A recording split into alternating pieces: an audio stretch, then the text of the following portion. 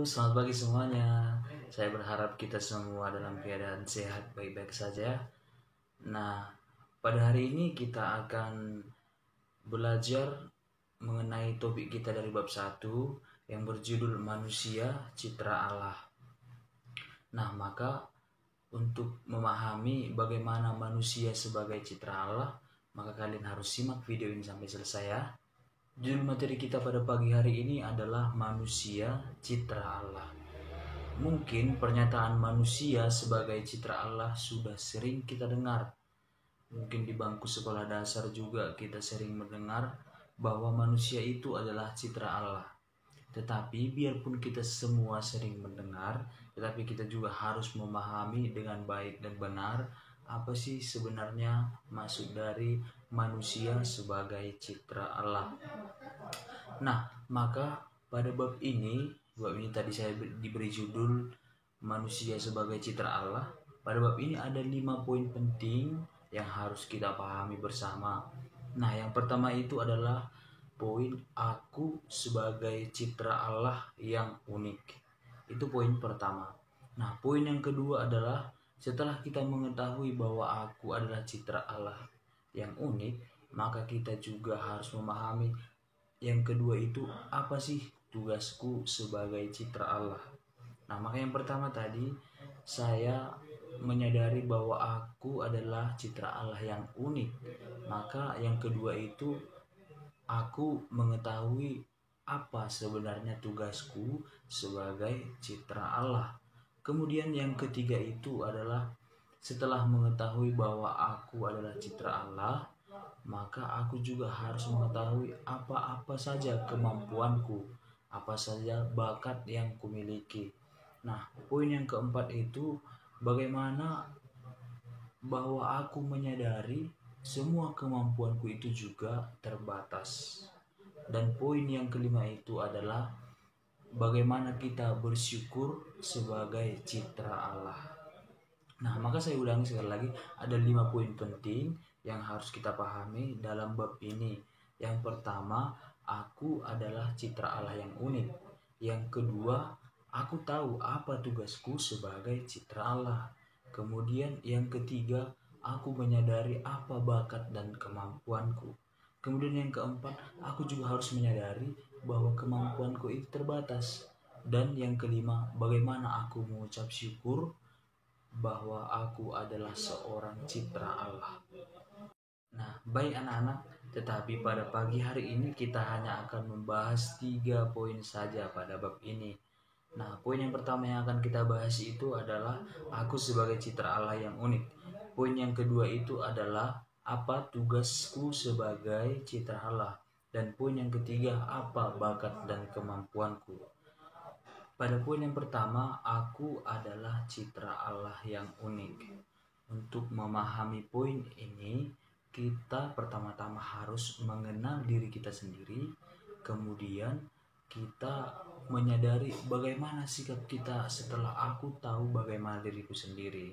Misalnya setelah saya tahu bagaimana diriku, mungkin aku bangga, senang, atau juga sebaliknya, ketika aku tahu bahwa diriku seperti ini, aku merasa kecewa, tidak terima, dan lain sebagainya.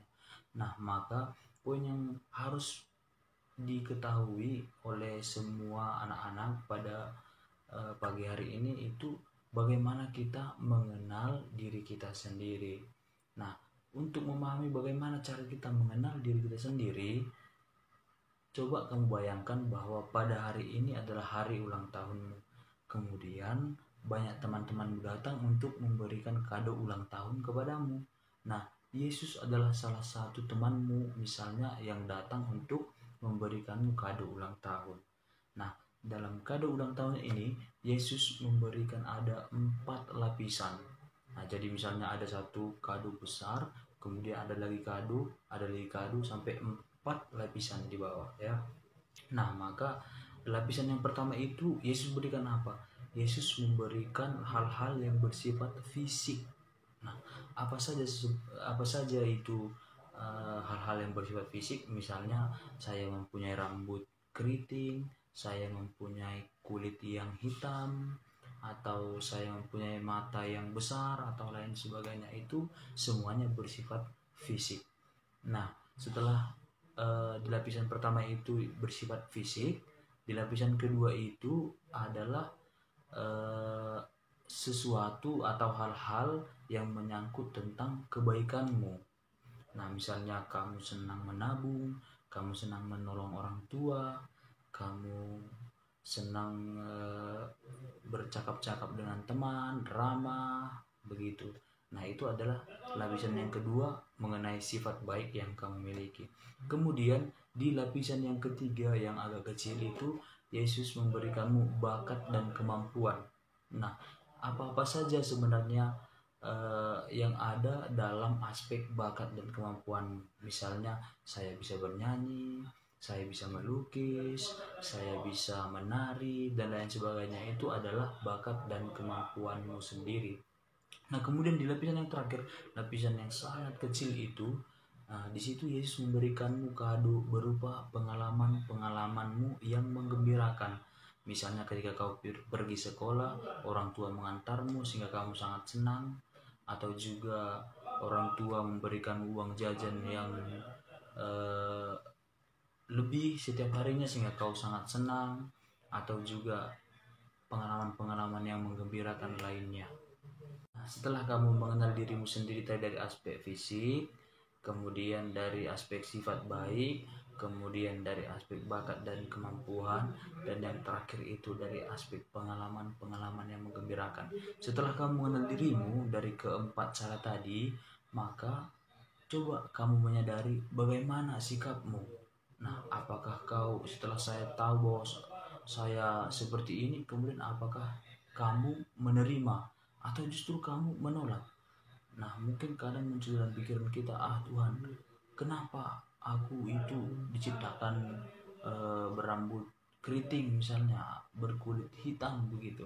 Nah, itu adalah sesuatu yang bersifat negatif. Kalau kamu kecewa itu bersifat negatif, tetapi ketika kamu bangga dan bersyukur itu bersifat positif.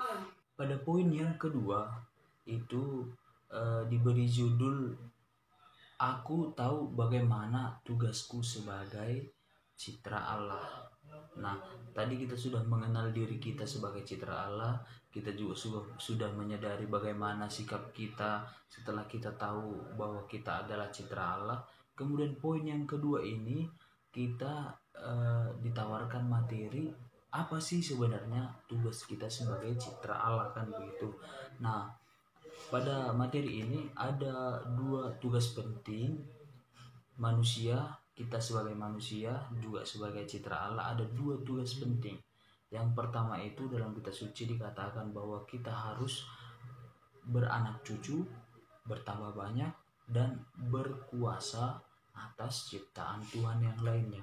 Tetapi dikatakan berkuasa bukan berarti kita bisa menebang pohon secara bebas sehingga kita mendapat musibah banjir misalnya, longsor dan segala macam. Nah, bukan itu sebenarnya yang dimaksudkan dengan berkuasa. Tetapi ketika kita dikatakan berkuasa, maka kita menjaga semua ciptaan-ciptaan Tuhan yang lainnya. Misalnya ketika kita melihat tanaman-tanaman yang sudah mulai layu, kita sirami. Atau kita melihat hutan yang sudah gundul, nah kita mencoba membantu untuk menanam kembali pohon-pohon yang baru. Nah, itu sebenarnya yang dimaksudkan dengan berkuasa. Nah, tugas yang pertama itu sebagai citra Allah itu adalah berkuasa. Kemudian tugas yang kedua itu yang sangat penting itu adalah bagaimana kita memancarkan gambar dan rupa Allah kepada semua orang. Nah, jadi ketika setiap orang yang melihat kita, melihat diri kita, kiranya juga bisa melihat bahwa oh, dia berbuat baik. Nah, berarti dia mengikuti atau meneladani Allah. Artinya ketika kita membuat perlakuan atau melakukan kebaikan, maka di situ orang melihat bahwa kita memancarkan gambar dan rupa Allah. Nah, sekarang poin yang ketiga itu adalah mengenai bakat dan kemampuan.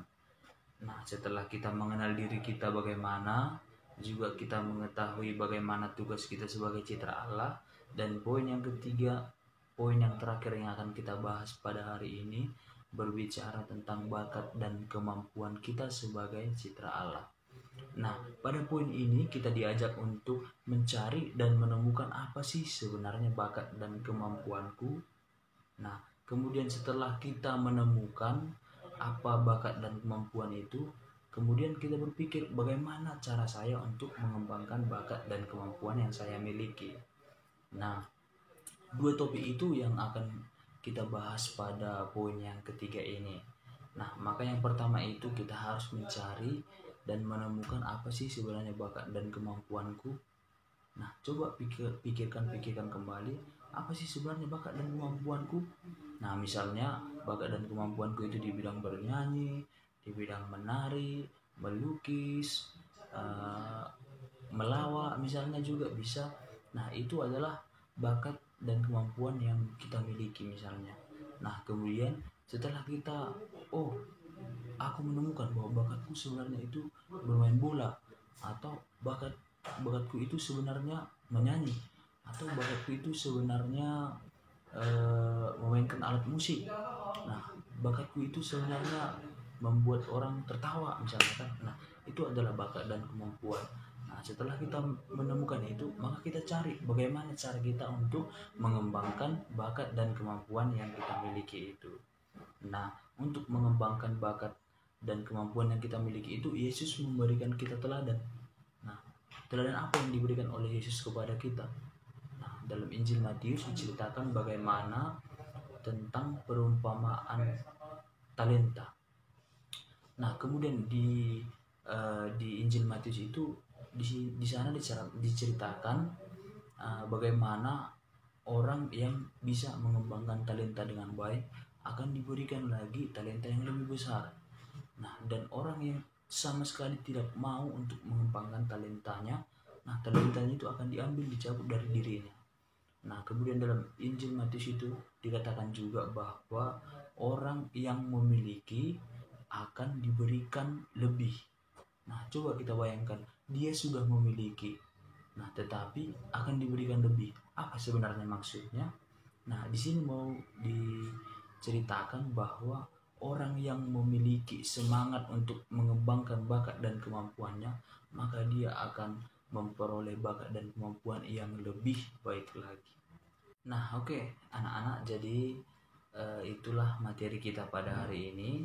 Nanti untuk tugasnya yang harus dikerjakan dan dikumpul pada hari ini juga akan saya kirimkan, dan bisa juga dilihat di atas sudah saya tuliskan ya.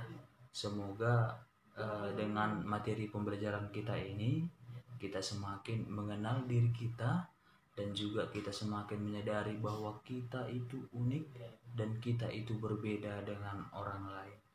Oke, nah saya mau mengucapkan selamat jumpa kembali di materi kita berikutnya.